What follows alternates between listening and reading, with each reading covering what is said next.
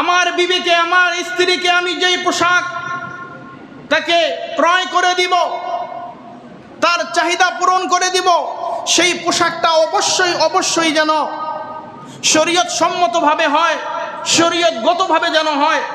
শরীয়তের খেলাফ, শরীয়তের বাহিরে যেন আমার পোশাক পরিচ্ছদ যেন আমি আমার বিবিকে না কিনে দেই।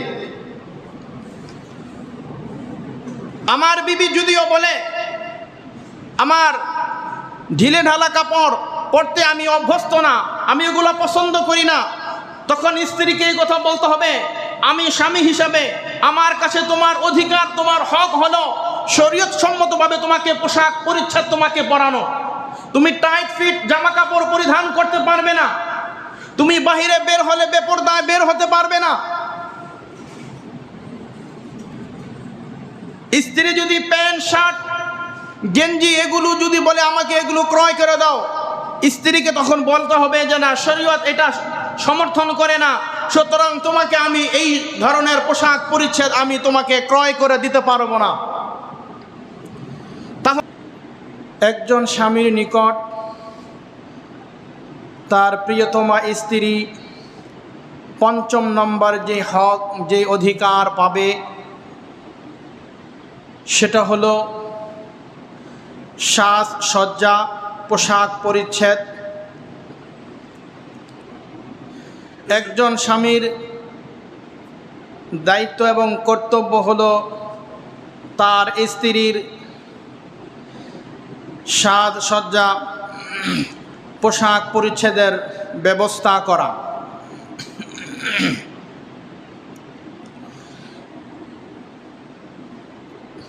একজন স্ত্রীর যেই পরিমাণ আসবাবপত্র প্রয়োজন, এগুলোর দায়ভার দায়িত্ব একজন স্বামী সে বহন করবে, সে ব্যবস্থা করবে। অর্থাৎ তার প্রিয়তমা যেই স্ত্রী, এই স্ত্রীর তেল, সাবান, সুনু, পাউডার ইত্যাদি, লিপস্টিক ইত্যাদি ইত্যাদি যাবতীয় যা কিছু একজন স্ত্রীর প্রয়োজন, এগুলো তার স্বামী সব কিছুর দায়িত্ব গ্রহণ করবে।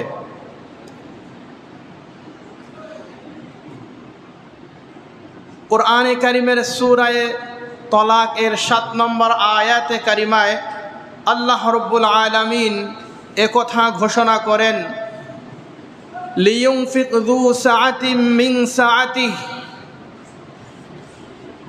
সম্পদশালী ব্যক্তিরা তাদের সাধ্য সামর্থ্য অনুযায়ী তাদের স্ত্রীদের ক্ষেত্রে খরচ বহন করবে।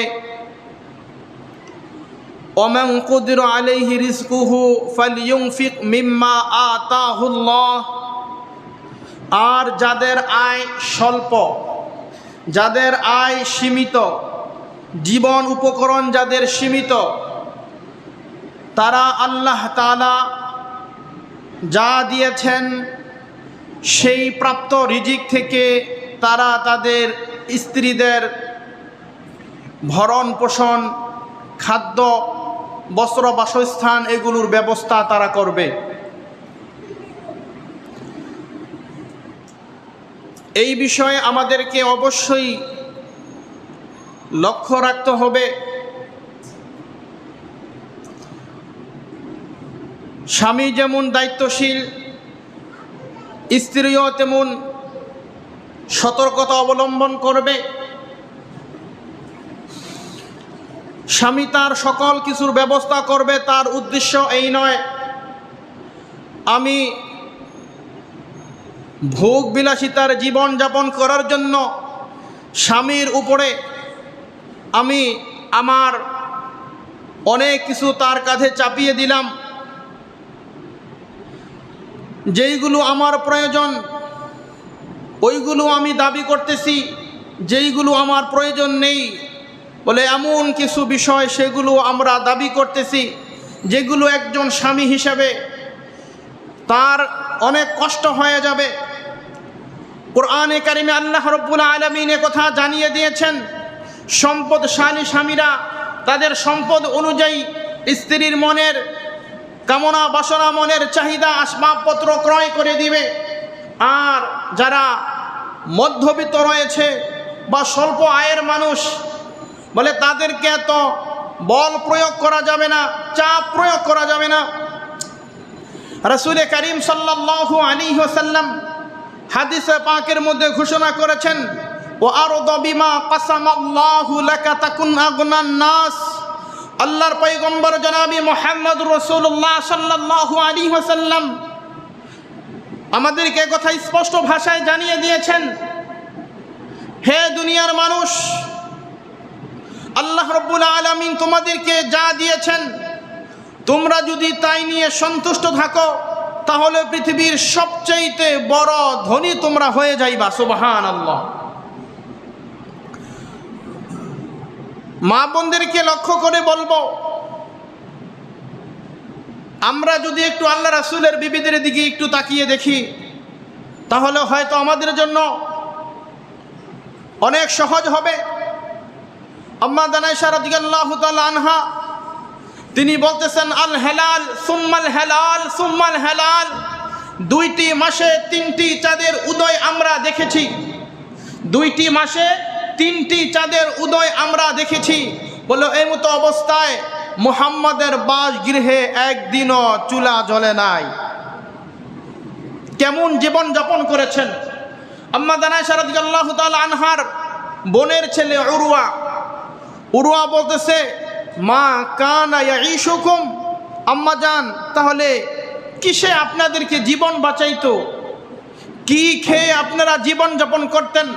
আম্মা আয়েশা রাদিয়াল্লাহু তাআলা আনহা বলেন, আল মাউ বিত্তামার, বলে পানি এবং খেজুর পান করে এরপরে আমরা জীবন যাপন করতাম। সুবহানাল্লাহ। তাহলে মা বোনদের উচিত নিজের যে স্বামী রয়েছে এই স্বামীর যেই আয় ইনকাম রয়েছে, বলে এর উপর আমাকে সন্তুষ্ট থাকা। বলে আমার স্বামীর যে এবিলিটি, যেই সাধ্য, যে সামর্থ্য রয়েছে, বলে সেই অনুযায়ী যদি আমরা আমার স্বামীর কাছে দাবি করি তাহলে আমার স্বামীর জন্য এই বিষয়গুলো অনেক সহজ হয়ে যাবে। আর যদি আমরা আমার স্বামীর সাধ্য এবং এবিলিটির বাহিরে যদি আমরা দাবি করি তাহলে সেক্ষেত্রে স্বামীর বড় কষ্ট হয়ে যাবে। দ্বিতীয় নাম্বার হলো স্ত্রীদের পোশাক পরিচ্ছদের ব্যবস্থা করবে। স্বামী এই ক্ষেত্রে অবশ্যই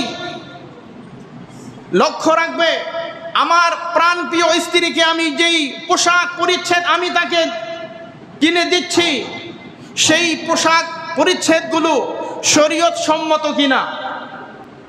আমার বিবিকে, আমার স্ত্রীকে আমি যেই পোশাক তাকে ক্রয় করে দিব, তার চাহিদা পূরণ করে দিব, সেই পোশাকটা অবশ্যই যেন শরীয়ত সম্মতভাবে হয়, শরীয়তগতভাবে যেন হয়। শরীয়তের খেলাফ, শরীয়তের বাহিরে যেন আমার পোশাক পরিচ্ছদ যেন আমি আমার বিবিকে না কিনে দেই। আমার বিবি যদিও বলে আমার ঢিলে ঢালা কাপড় পরতে আমি অভ্যস্ত না, আমি ওগুলো পছন্দ করি না, তখন স্ত্রীকে এই কথা বলতে হবে, আমি স্বামী হিসাবে আমার কাছে তোমার অধিকার, তোমার হক হলো শরীয়ত সম্মতভাবে তোমাকে পোশাক পরিচ্ছদ তোমাকে পরানো। তুমি টাইট ফিট জামা কাপড় পরিধান করতে পারবে না, তুমি বাহিরে বের হলে বেপরদায় বের হতে পারবে না। স্ত্রী যদি প্যান্ট শার্ট গেঞ্জি এগুলো যদি বলে আমাকে এগুলো ক্রয় করে দাও, স্ত্রীকে তখন বলতে হবে যে না, শরীয়ত এটা সমর্থন করে না, সুতরাং তোমাকে আমি এই ধরনের পোশাক পরিচ্ছদ আমি তোমাকে ক্রয় করে দিতে পারবো না।